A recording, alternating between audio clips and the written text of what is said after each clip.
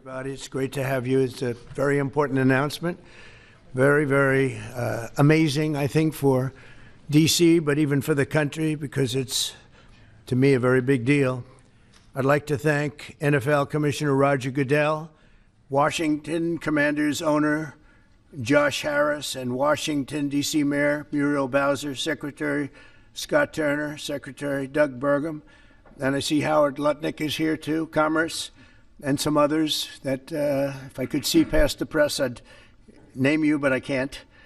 I'm pleased to reveal that the 2027 NFL Draft, that's a big thing, will be held right here in our nation's capital, Washington, D.C., on the National Mall, and you get a little glimpse of it.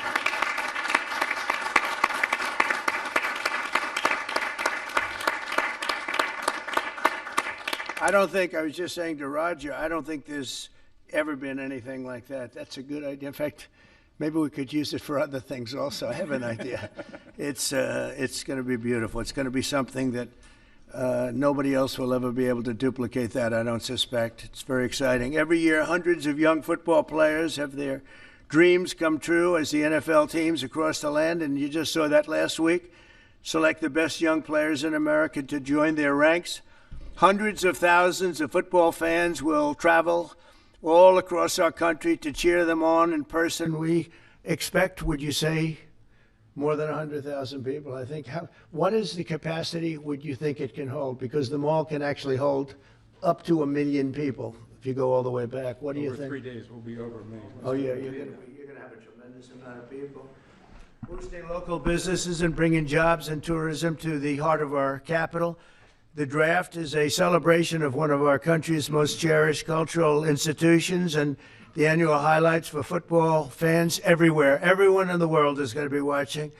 We look forward to welcoming people from across the nation, from all over the world. Last month, the Washington Commanders and the D.C. government also announced a major deal to build a brand new 65,000-seat football arena at the site of the RFK Stadium in eastern Capitol Hill, and I don't think there's a better site anywhere in the world than that site. Incredibly exciting. You know, he's a friend of mine. He's a very successful guy. There's a reason for it. It's amazing. It sat there for years, and people were talking about stadiums in 25 different sites. I said, they're not talking about the best site. That's the best site there is. Bringing professional football back into the district from Maryland. And not only are these announcements great for the NFL, but they also advance the mission of making Washington, D.C. safe and clean and beautiful. And we're working very closely with the mayor, as you know, and we've made a lot of improvements in the last few months, and it's getting to look really strong. Crime is way down, and there's a good relationship we have going with Muriel. So I want to thank you very much. And would you like to say a few words? Thank you, Mr. President. The mayor, please. Thank you. Thank you. Well, sorry. Well, greetings. I'm Muriel Bowser. I'm the mayor of the best city in the world and also the sports capital. And we are delighted to be here with the Washington Commanders, the NFL, and the president to talk about this very exciting announcement for Washington, D.C. We believe in investing in sports because they have helped us transform neighborhoods, and the NFL bringing this event to the nation's capital will help us fill hotel rooms, our restaurants, and Americans from all 50 states will come to their nation's capital and enjoy our beautiful city and museum. So we're just delighted to be here, and we want to thank everybody for all the hard work to get here. Thanks, Mayor. Thank you.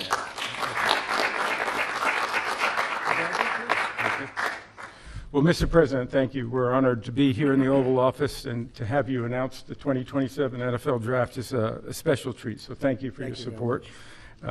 Also, thank you for your support in the Commanders' new stadium.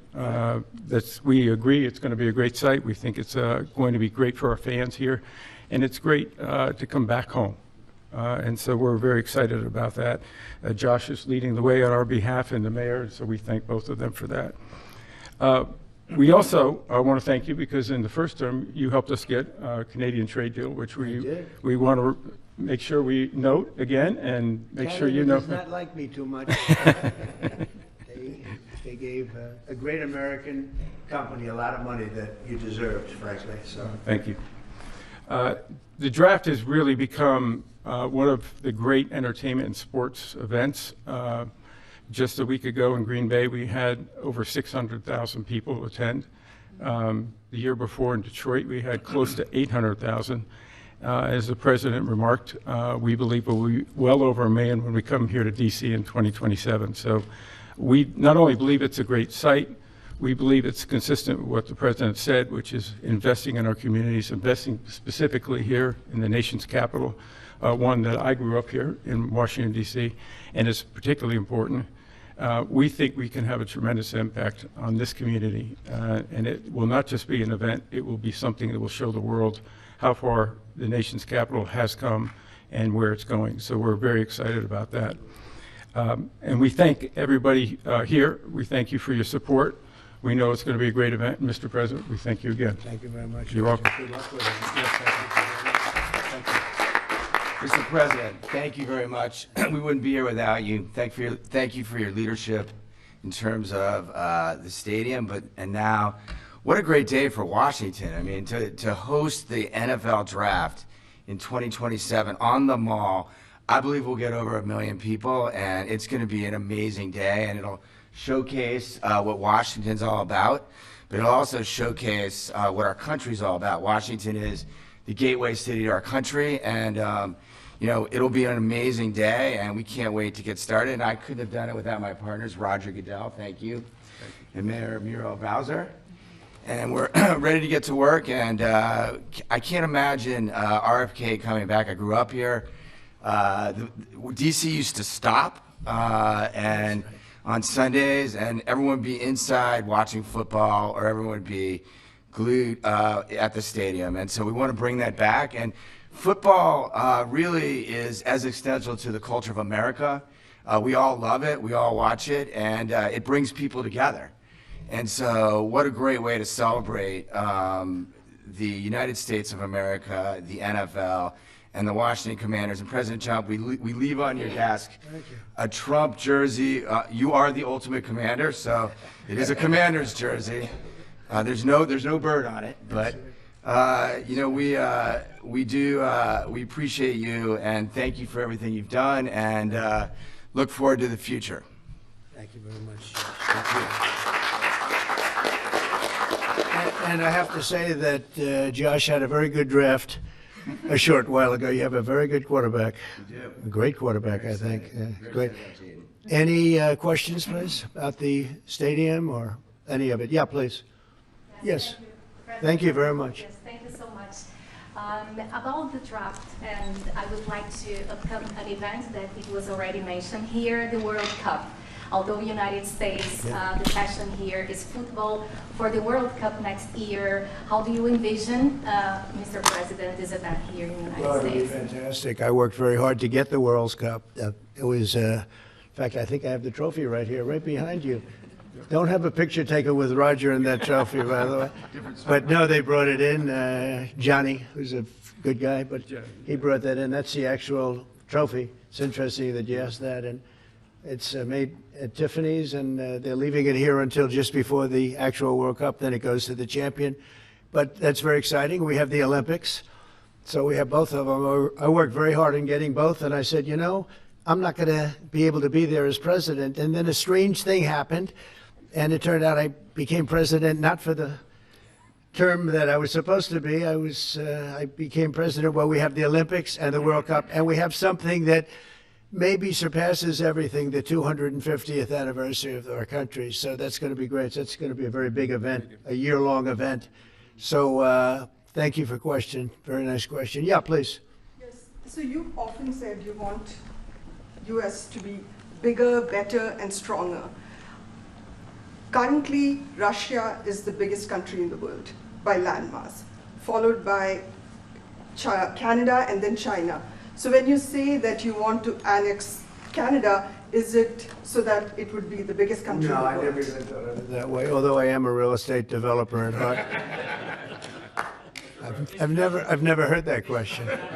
Yeah, please, go ahead. Thank you, Mr. President. Will you have to hire more security and police in order to accommodate the 1 million people coming in for the NFL draft? I think that there'll be something, and I know Roger will work it out, and Josh and all of us will work it out. It's such an honor to have that. I think it'll be great for everybody, great for our country. It'll be something very special. There's no scene like it. There's no site like it. My whole life was based on sites, locations, and as soon as I looked at that rendering, it's going to be beautiful. It's going to really be beautiful. You know, interestingly, I didn't know exactly where it's sat relative to the Capitol, but the stadium, if you go back, is right behind the Capitol, miles behind, but nevertheless visually right behind it. So it's going to be an architect's dream, whoever the architect is chosen, and the owner. It's going to be something special. I think it's going to be great for the area. Going to be, it will be top of the line. I know these people very well, and they only know about top of the line. And I would say that more will be put into the stadium than would be put into a identical stadium of a similar size. I think they're going to do a special, because of the importance of the location. I have no doubt they'll do a special job. Yeah, please. Can you explain a little bit about how you would implement tariffs on the film industry, kind of how that would work? Well, that's a different story, but our film industry has been decimated by other countries taking them out, and also by incompetence, like in Los Angeles. The governor is a grossly incompetent man. He's just allowed it to be taken away from, you know, Hollywood. Hollywood doesn't do very much of that business. They have the nice sign and everything's good, but they don't do very much. A lot of it's been taken to other countries, and a big proportion. And I'm actually going to meet with some because, you know, there's some advantages, I guess, and I'm not looking to hurt the industry. I want to help the industry. But they're given financing by other countries. They're given a lot of things, and the industry was decimated. If you look at how little is done in this country now, you know, you think we were the ones. We used to do 100, not long ago, 100%. Now we do almost like very little. It's shocking. Are you in that business too? Because he's in so many businesses. You could explain it, but it's not a good situation. So we're going to meet with the industry. I want to make sure they're happy with it because we're all about jobs. That's all what it's very important. It's a big industry, but it's an industry now that's, it's really left, it's abandoned the USA where it started. And we'll get it back. Yeah, please. Thanks, Mr. President. First, I just want to thank you for letting us in here. I'm with Zero Hedge, and the last administration banned us on social media, so we're really grateful to be in the White House. And this is not exactly sports related, but I've been dying to ask you this question for a long time, which is that 2.5 years ago, the Nord Stream pipeline blew up. Yeah. And despite what people like John Brennan and all the hawks said, you were one person who said Russia probably did not blow up its own pipeline. Yeah, if you can believe, they said Russia blew it up, yeah. And so I'm wondering now that you're president, if you would consider launching a formal investigation into what happened there and who actually did blow it up. Well, probably if I asked certain people, I'd be able to tell you without having to waste a lot of money on an investigation. But I think a lot of people know who blew it up. But I was the one that blew it up originally because I wouldn't let it be built. And then when Biden got in, he allowed it to be built. And it's very interesting. But I think Russia, with the price of oil right now, oil's gone down, I think we're in a good position to settle. They want to settle. Ukraine wants to settle. If I weren't president, nobody would be settling. They're losing 5,000 people a day. Think of it. Here we talk about football. They're losing 5,000 people on average a week, mostly Russian soldiers and Ukrainian soldiers, 5,000 a week, not including people that are, killed as missiles go into areas that they shouldn't be. It's a very terrible thing, and I think we've come a long way, and it could be something will happen, but hopefully it will. As you know, President Putin just announced a 3-day ceasefire, which doesn't sound like much, but it's a lot if you knew where we started from, because they were not. We had a president that for 3 years didn't speak to Putin, and it all shouldn't have happened. This is a war that should have never happened, and you're going to be very disappointed when you find out the real number of people that were killed.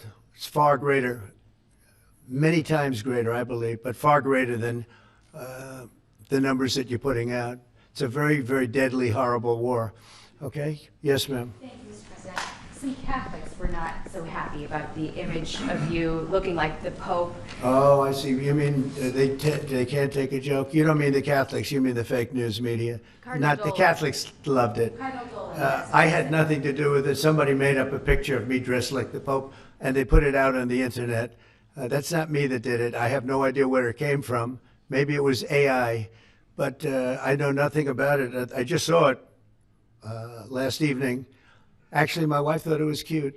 She said, "Isn't that nice?" My question about Actually, I would not be able to be married, though. That would be a lot. I'd have to the best of my knowledge, popes aren't big on getting married, are they? Not that we know of. No. I think it's the fake news media that, they're fakers. My question, though, sir, was about the fact that it was put out on the White House account, even though it was AI generated, it was a joke, it was a meme. Does it at all diminish the substance of the official White House account to have it go out on that particular Give me a channel? break. It was just somebody did it in fun. It's fine. Have to have a little fun, don't you? Yeah, please, go ahead. Tell me about the program that's just been introduced to give undocumented immigrants living in the United States About me? $1,000 to self-deport. Can you just tell us a little bit? Oh, the new The program, new yeah. program. We have millions of people that have come into this country illegally through an administration that didn't know what they were doing. They didn't have a clue. And now we find out officially they didn't because the president was incompetent, but I could have told you that before. And they've allowed millions and millions of people to pour in. Murderers, drug dealers, the biggest drug dealers in the world, actually, terrorists come in, emptied prisons from many countries, not just South America, all over the world. They emptied their prisons into our beautiful USA. And to get that many people, 21 million people we think the real number is, but let's say 3 million of them are serious criminals. 11,888 murderers, many of whom murdered more than one person. It's hard to believe we have to even talk about this when we're talking about something so beautiful, but it's something we have to talk about having to do with the country because it's very important. So they came in by the millions illegally into our country. They just flowed in through an open border policy that was insane.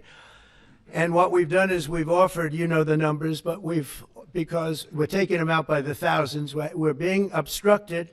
It's very unfair what's happening because the court system it's very unfair. We have to get them out fast. These are bad people. These are people that are killing, and they've already killed many people in this country.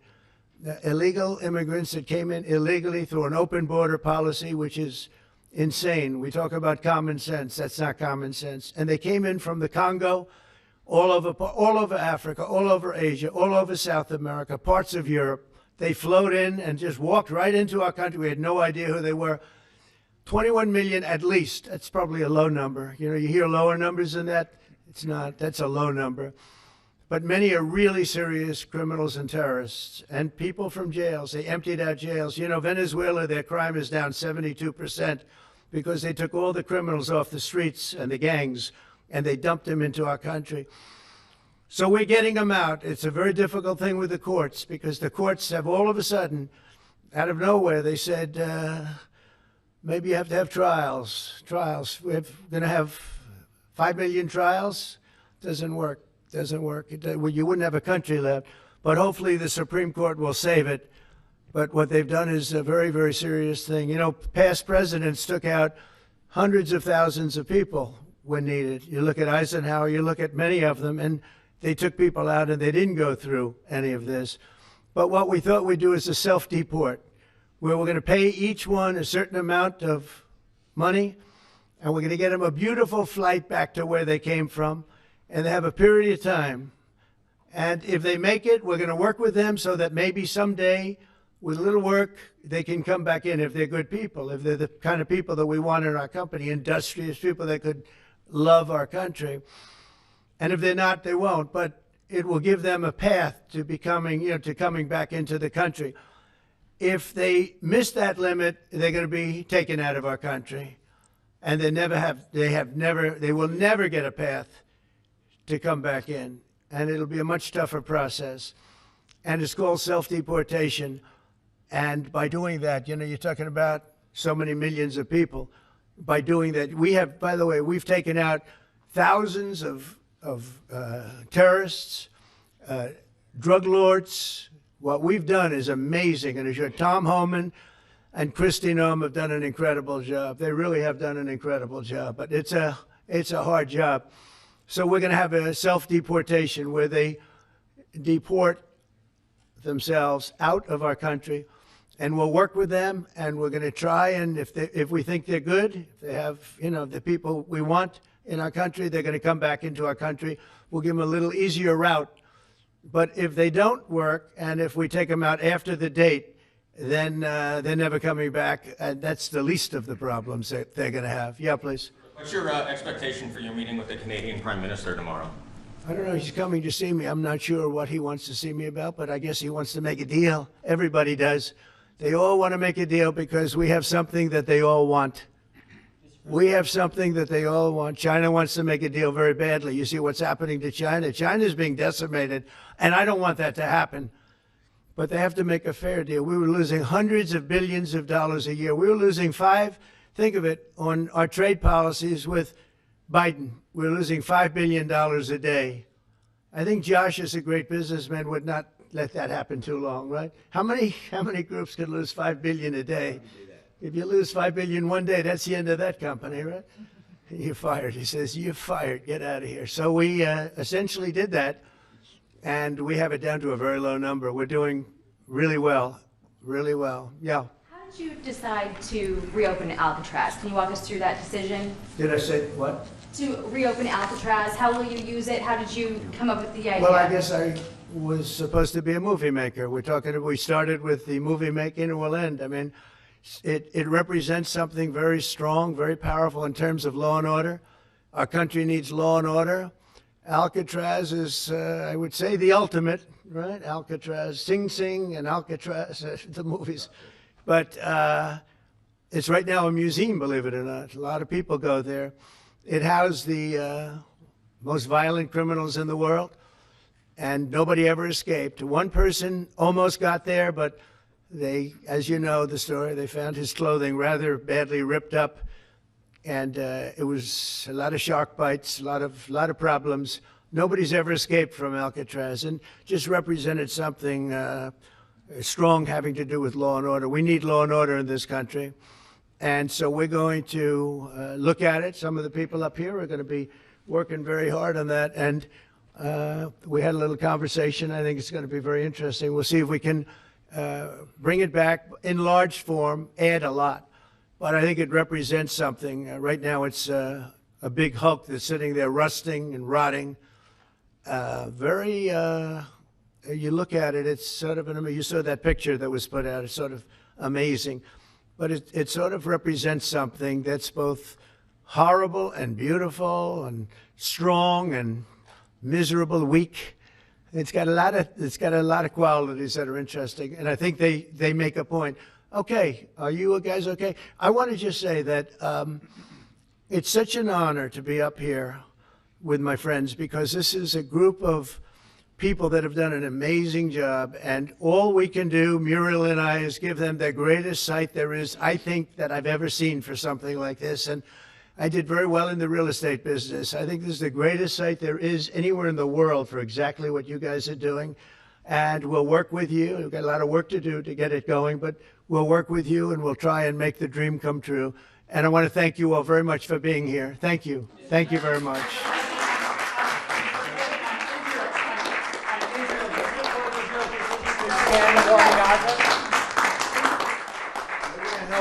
We're going to help the people of Gaza get some food. People are starving, and we're going to help them get some food. A lot of people are making it very, very bad. If you look, Hamas is making it impossible because they're taking everything that's brought in. But we're going to help the people of Gaza because they're being treated very badly by Hamas. Thank you very much.